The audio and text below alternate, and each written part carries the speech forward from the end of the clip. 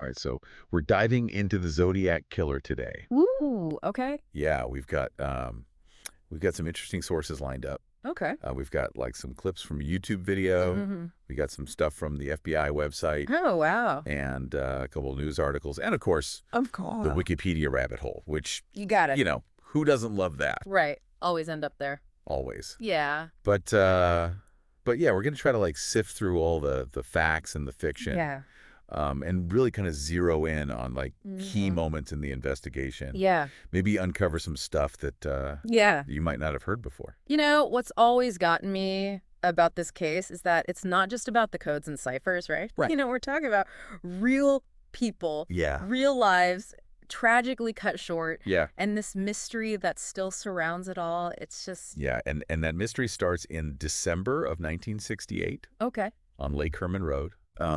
It was just a regular date night for David Faraday and Betty Lou Jensen, Yeah. and it turned into a total nightmare. It's scary, too, because, that first attack Yeah. seemed so random. Like a passing motorist had even seen them earlier. Right. And, there was no indication of any trouble or anything. Right. And then seemingly out of nowhere, Yeah. shots are fired. Yeah.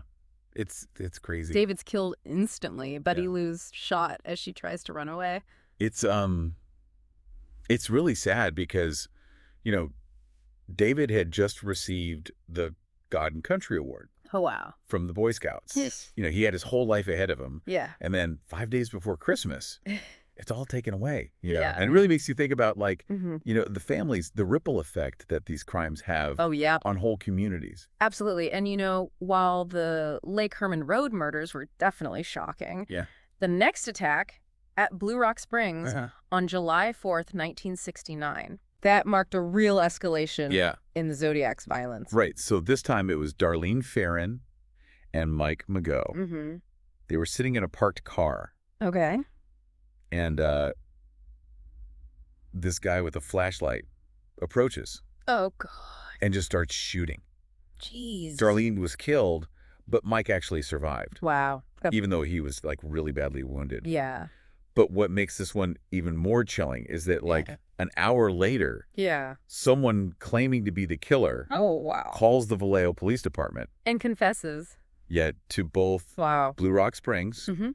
and Lake Herman Road. That phone call was really a turning point because Yeah. it was the first time we saw that Yeah. he wasn't content with just the murders, Right. He wanted the attention. Okay. He wanted to be feared. He wanted to control the story. Yeah, he wanted to be in the headlines. Exactly. And the media was hooked. Oh, yeah. The public was terrified. Right. He inserted himself into the public consciousness. He became a boogeyman. Yeah, it worked. I mean, Totally. it really worked. And as the investigation went on, Yeah. his need for attention, Yeah. it just grew bolder. It seemed like he was almost testing his limits, like how far he could go. Totally. And in September of 69, he struck again at Lake Berryessa. This time it was a young couple, Okay. Brian Hartnell and Cecilia Shepard. Mhm. They were having a picnic on this like little secluded island. Wow. And what's different about this attack is that Yeah. he didn't just shoot them. Right. He was wearing this like bizarre hooded costume. Oh. He tied them up and like talked to them Oh, no. before he stabbed them. That's terrifying. Yeah, it's like he was relishing the power. Yeah. He was like playing with them. Yeah, like a cat with a mouse. Yeah, And he even left a message on their car door, right. Like bragging about it. Yeah, with his symbol, his signature symbol. Yeah, which became like, Iconic, right. yeah, like the costume and the symbol. It was like his brand. Yeah, his brand of terror. Yeah. And the media, of course, Yeah. kind of ate it up. Gave him what he wanted. Gave him exactly what he wanted. Yeah. And then, as if all that wasn't scary enough, Yeah. his next move shattered any illusion of safety. Right. October 11th, 1969. Yeah. He targets Paul Stein, a cab driver Yeah. in San Francisco. Right in the heart of the city. Yeah. It wasn't some deserted road this time. No. Broad daylight. Yeah. He hails a cab, Crazy. shoots Paul Stein in the head, takes his wallet and keys. It just shows you how bold he was getting. Yeah, like totally unpredictable. Yeah. And instead of calling the police directly, Yeah. this time he sends this letter Right. to the San Francisco Chronicle. Taunting them. Yeah, and he includes a piece of Paul Stein's shirt, Oh, wow. like just to prove it was him. Yeah, he wanted to make sure everyone knew it was him. Yeah, and it just left the whole city on edge. Oh, absolutely. It was a chilling reminder that he could strike anyone, anywhere, anytime. Yeah, and these 4 attacks, Right. while they're terrifying on their own, Yeah. they're just the tip of the iceberg Right. when it comes to the whole Zodiac story. Absolutely, because as we get deeper into the letters and the ciphers, Yeah. you'll see how he really manipulated the media, Yeah. toyed with investigators, created this legacy of fear Yeah. that continues today. It's really amazing how he was able to do that. Yeah, it's a fascinating case, really, Yeah. in a very dark way, obviously. Of course, yeah. But it's incredible how he was able to control the narrative like that. Yeah, he really was a master manipulator. He was. You know, it's wild to think that even with these awful murders, the Zodiac might have just faded away if he hadn't sent those letters. Right. It's the letters that made him a legend. Yeah, they took his crimes Yeah. and amplified them, made them to a spectacle, A spectacle, exactly. a chronicle, like a chilling chronicle of the investigation, full of boasts and threats. Yeah, and don't forget the ciphers. Oh, the ciphers, right? Like he was giving us a glimpse. Into his mind, yeah. So the first letter, it arrived just a few weeks after Lake Herman Road, Okay.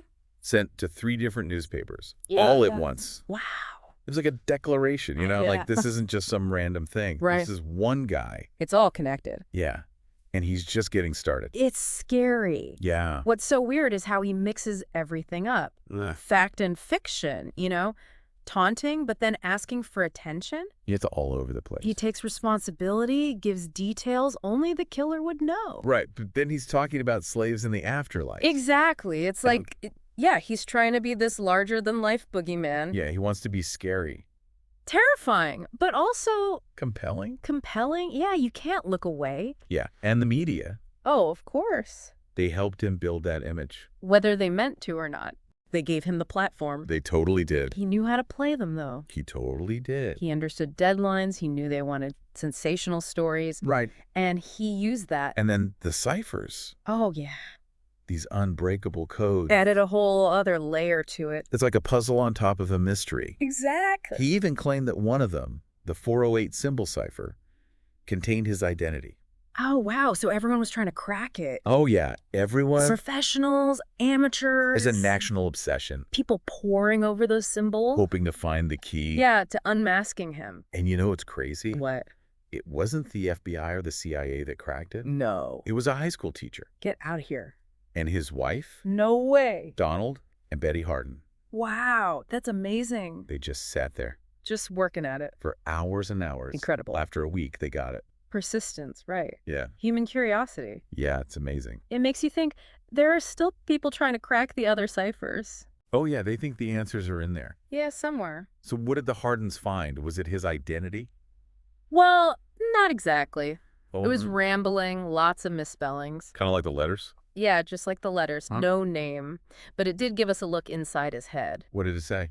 Talked about killing, about collecting slaves for the afterlife. Geez, that's dark. Yeah, disturbing, but not much help for the investigation. So frustrating for the police, right? Oh, yeah, they're dealing with this media-savvy killer. Yeah, controlling the story. Always one step ahead. He was playing a game with the whole world. And winning. He became this symbol of fear, a phantom. Yeah, he could strike anywhere, anytime. And the letters kept coming, adding fuel to the fire, Oh, yeah. threatening to blow up a school bus, Oh, God. taunting the cops, hinting at more victims. It's like a horror movie. It was terrifying. I remember reading about this as a kid. Yeah. Scary stuff. There's this one line in a letter from November 69. He writes, "I am now killing again." Ooh, chills. Makes you wonder, right? Were there other victims? Murders we don't even know about. It's possible, isn't it? It's a chilling thought. It really is. And then in 1974, it all just stopped. Just like that. Yeah, the letters, the ciphers, the threats, all gone. He vanished. As far as we know, But his legacy, the fear, the questions, all stayed. it fueled the search for decades. Trying to unmask him. Bring him to justice. So many suspects over the years. So many, Each one with their own story. their own set of clues. But no definitive proof. The smoking gun, it's still out there. So let's talk about those suspects, shall we? Yeah, let's try to separate fact from fiction. See if we can understand why, after all this time, Yeah. the Zodiac Killer remains a mystery. It's crazy how many suspects there are. Right. It's like a revolving door. Yeah, and each one you think, this could be it. And then it fizzles out. Oh, You gotta remember, this case is over 50 years old. oh yeah, it's ancient in terms of investigations. Memories get fuzzy. Evidence disappears. And then there's the media. Oh, don't even get me started. They just want the story. They want the ending. They want the resolution. Fact, fiction, it doesn't matter. It's all about the headlines. So it makes it even harder to find the truth. Exactly. It's like trying to find a needle in a haystack, but the haystack is on fire. Great analogy. Thanks, I try. So Arthur Lee Allen, he's like the poster boy for Zodiac Suspect. Oh, yeah, he was in the spotlight for years. History of violence, had a watch, like one found at a crime scene. Lived near some of the attacks. It all seemed to fit. He even failed a polygraph. When they asked him about the Zodiac. Yeah, that raised some eyebrows. But then DNA testing came along. Ah, the game changer. And it kind of ruled him out. It's gotta be tough for investigators. Oh, yeah. You build a case, you think you got him. And then, poof. Gone. Back to square one. So Allen's out, but the search continues. It always does. And then there's Earl Van Best Jr. That's a whole other story. His own son claimed he was the Zodiac. Oh, wow. Talk about family drama.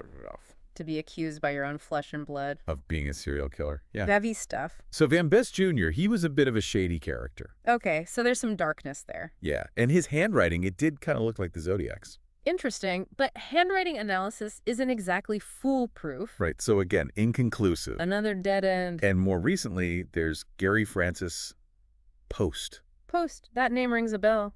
He died in 2018, but this group, the Case Breakers.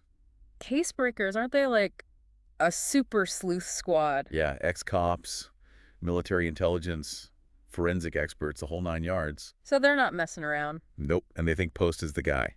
They claim they have DNA evidence. Linking him to the crimes. And they even say his name's hidden in the ciphers. Yeah, like some kind of code. It's a good story, I'll give them that. But the FBI hasn't confirmed anything. Right, they're still saying the case is open. It's frustrating, isn't it? It is, all these leads, all these suspects. And we're still no closer to knowing who the Zodiac really was. And on top of the confirmed attacks, there are these other cases. Oh, yeah, the ones that might be connected, but we're not sure. Exactly, like Churi Joe Bates. Churi Joe Bates, that was Riverside, right? Yeah, 1966, a couple years before Lake Herman Road. Brutal murder, a college student. And there was this letter Claiming responsibility. sent to the police and the newspaper. Sounds familiar. Right. And some weird messages at the crime scene. Trying to tie it to the Zodiac. It's tough with these cold cases. Oh, yeah, so much time has passed. Easy to see patterns, connections, even when they're not there. Our brains want to make sense of it all. They do, but with Churi Joe Bates, Yeah. there are similarities, but no proof. That the Zodiac was involved. And then there's Donna Lass. Donna Lass, wasn't she a nurse? Yeah, disappeared in 1970. Vanished without a trace. Well, not exactly. What do you mean? There was this postcard A postcard. sent to Paul Avery, the reporter who was covering the Zodiac case. Wow, so the Zodiac was reaching out to the media directly. Seems like it. And the postcard had these cryptic clues Suggesting what? that Donna Lass was his 12th victim. Sought victim 12. That's creepy. Yeah, it sent chills down everyone's spines. So did they find her? They found a skull years later. Identified as Donna Lass. Yeah, but was it the Zodiac? We may never know. It's another piece of the puzzle. A puzzle that might never be complete. And it just adds to the tragedy, you know? Absolutely. These unsolved cases, they remind us that for every confirmed victim, There could be others. hidden in the shadows, Forever a mystery. it's a sobering thought. It is. And it speaks to the power of this case. Yeah. The Zodiac, whoever he was, Hmm? he got under our skin, you know? He tapped into something primal. Our fear of the unknown, the darkness that's out there. The idea that anyone could be the killer. Your neighbor, the guy at the grocery store. It's unsettling. It is, and that's why people are still obsessed with it. The books, the documentaries, the online communities. Everyone wants to crack the code, unmask the monster. But maybe that's the point. Maybe he wanted to remain a mystery. A ghost story that haunts us. Forever. So we may never know for sure who he was. Or the full extent of his crimes.